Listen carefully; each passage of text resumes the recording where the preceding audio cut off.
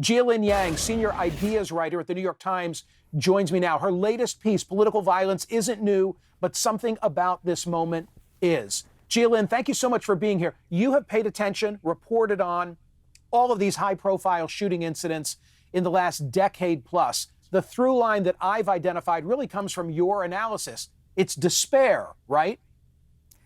It's really striking when you look at these shootings when they happen, and it can be everything from the Kirk assassination to your more typical, unfortunately, high school shooting. And immediately you start asking, okay, who did this? What's their story?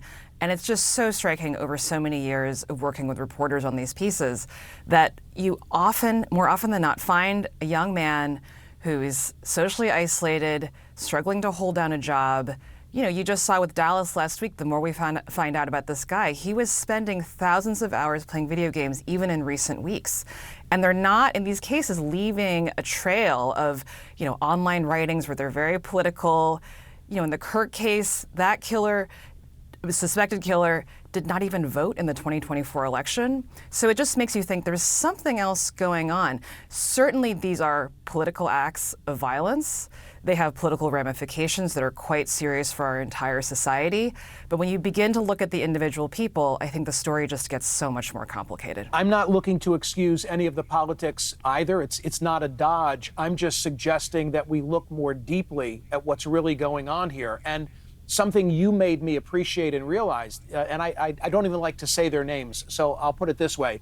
The shooter in Butler who shot President Trump, when you look at some of the background that we now understand, it could easily have been President Biden, right? He had both of them on his radar, so to speak. It does remind me that John Hinckley, it's not so much that he had an obsession with President Reagan, he was obsessed with, the actress, Jodie Foster. Jodie Foster, yes. Yeah, he was right? And so if it weren't Reagan, it may have been somebody else. Your thoughts?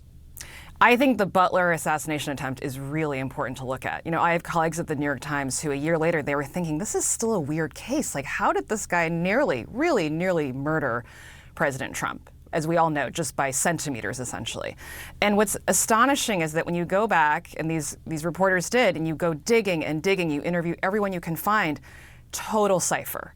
All we know, really isolated, probably suicidal at this point, we kind of know, because just like the ICE shooting this past week, killed himself after shooting the gun.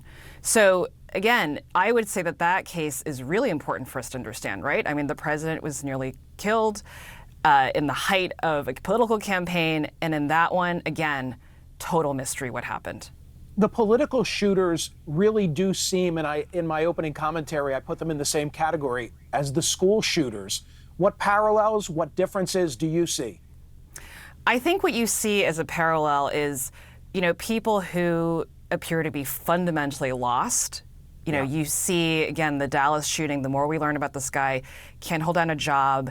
The people who, interacted with him just said there was something deeply off. And I honestly think those quotes that you're seeing about that shooter, you could exchange them with any, high school shooter that we've seen in recent years. And so there's something going on where the person is so lost that they believe that this is kind of the thing to do. We're also seeing that these shooters are noticing other events that are also shootings.